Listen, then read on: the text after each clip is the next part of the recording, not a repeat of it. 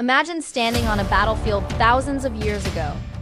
No guns, no drones, no satellites, only strategy, courage, and the raw discipline of armies shaped by genius commanders.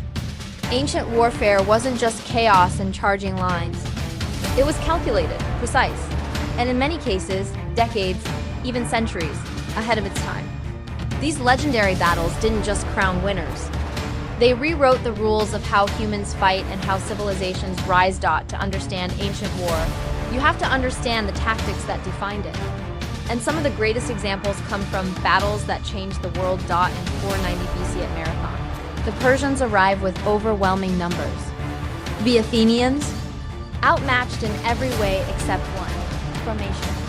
The Greeks perfect the phalanx, a wall of shields and spears locked so tightly that individual strength doesn't matter, only unity does. When they charge the Persian line, it's not a reckless sprint. It's a coordinated push of overlapping shields and disciplined steps. The Persians break. The world's most powerful empire is stopped by a tactic so simple, yet so devastating. It becomes the backbone of Western warfare for centuries. Jump to 216 BC, the Battle of Cannae. Hannibal faces a massive Roman army that plans to crush him with sheer numbers. But Hannibal does something unthinkable. He lets the Romans push into the center. His line slowly bends but doesn't break. As the Romans surge forward, Hannibal's cavalry swings behind them, encircling the entire Roman army in a perfect pincer movement. It becomes one of the most brilliant tactical maneuvers in history.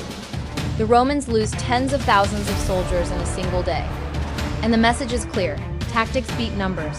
Centuries later, in 331 BC, Alexander the Great proved this again at Gaugamela. Facing the Persian king Darius III, Alexander uses a tactic called the oblique advance, attacking at an angle instead of straight on. This pulls the Persians off balance.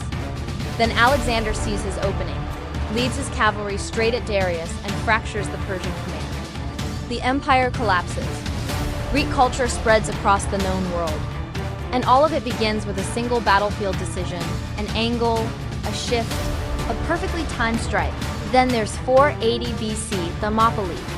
300 Spartans and their allies face tens of thousands of Persian soldiers. Their tactic is not force, it's terrain.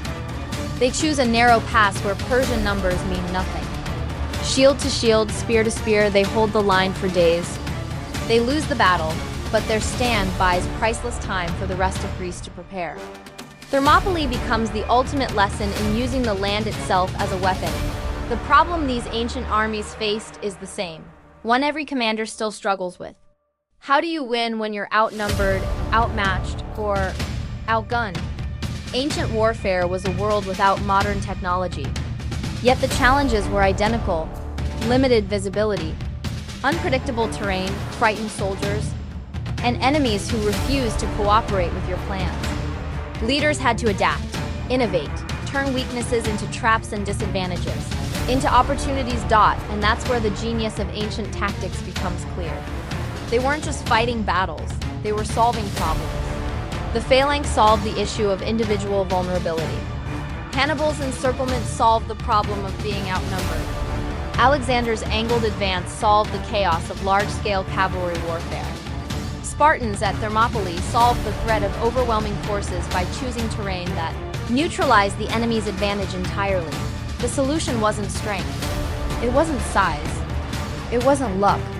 It was strategy, understanding human behavior, terrain, formation, timing, and fear. These ancient commanders didn't win because they were violent. They won because they were brilliant. And that brilliance shaped the world we know today.